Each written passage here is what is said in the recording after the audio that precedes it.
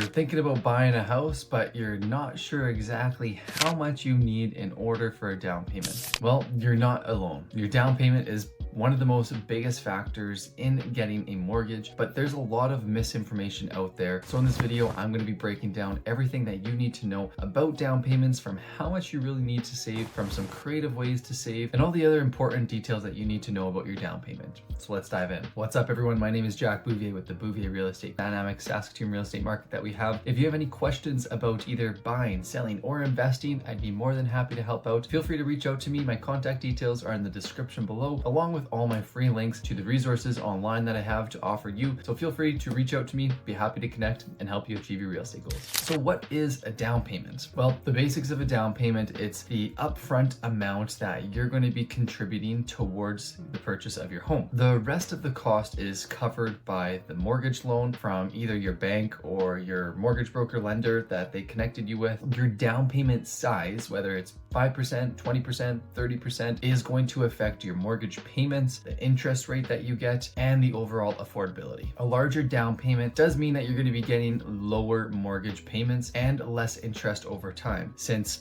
let's say you buy a $100,000 house, if you put down 20%, for easy math, $20,000 is your down payment. $80,000 the bank is going to loan to you, and that is what you're going to have to be paying monthly payments on paying off. A portion of that is your principal that goes towards the $80,000, and the other portion of that monthly payment is your interest that the banks are charging you, which is your interest rate plus your amortization. They factor and calculate that amount, and that's what you're going to be paying every single month. So, in the flip side, if you're, let's say, paying 5% down, which is $5,000, then the bank is only going to loan you $95,000. So your monthly payments on a larger loan amount is obviously going to be higher. So you're going to want to consider, how much do you actually need in order to purchase your house and how much you need to put down? Well, the minimum down payment in Canada is 5% for your first house. And this goes up to a purchase price of $500,000, which here in Saskatoon is very doable. In other cities, Calgary, Ontario, that might be a little bit harder to do with a higher purchase price. So 5% is the lowest amount you can put down. If you're putting down a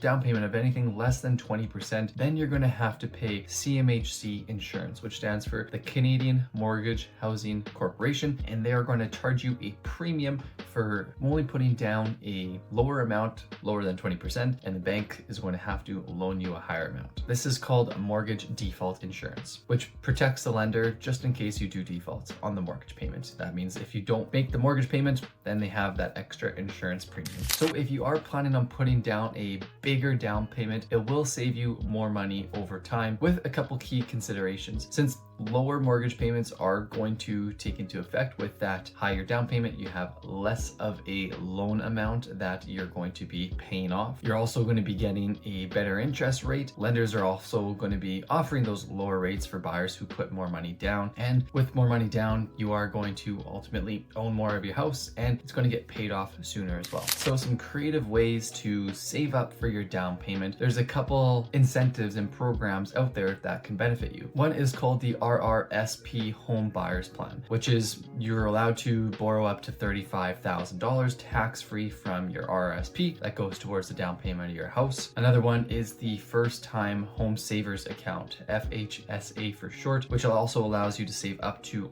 $40,000 tax-free towards your first home purchase. Those two incentives and programs are similar but slightly different. The First Time Home Savers Account is only for first-time home buyers, and the RRSP Home Buyers Plan is just an incentive where you can utilize some of your RSPs towards a home purchase, but it's not strictly just for first-time home buyers. And then a couple other areas where you can just save up for your down payment, doing things like side hustles and getting some extra income, freelancing, part-time jobs, bartending, renting out a room, lowering your car payments, downsizing your car. Those can all accelerate savings. Also, just cutting unnecessary expenses and savings, trim lots of non-essential spending, and automate your savings plan so you know that you're allocating some funds towards your down payment and you can purchase a house sooner. I'd strongly recommend considering opening up a separate savings account just for your down payment to track the progress and make sure that that money's not going anywhere else. You have it set aside for your house. Some big mistakes that people do when they prepare for the down payment and purchasing their house is they don't research their mortgage options. People just say, oh, I've been working with RBC or Scotiabank or whatever the case may be for years on years. I'm going to use them to get a mortgage for my house. Strongly recommend you reach out to a mortgage broker, and if you need any connections, I'd be happy to help you out. But they're going to shop your file to all sorts of different lenders, credit unions,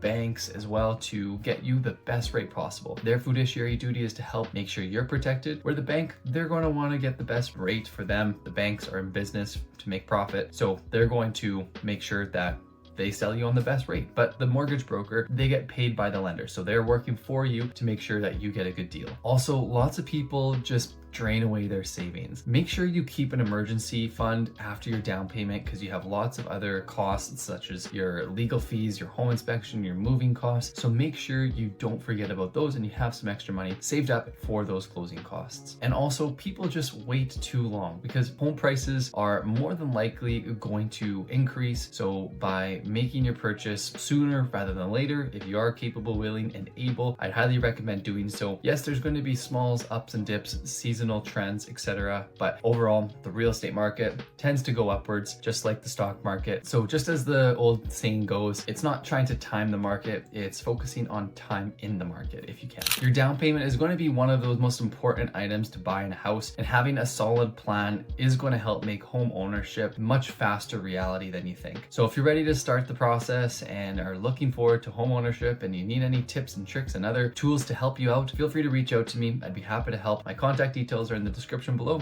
and along with all my free resources to my website, I'd be happy to help you and reach your real estate goals.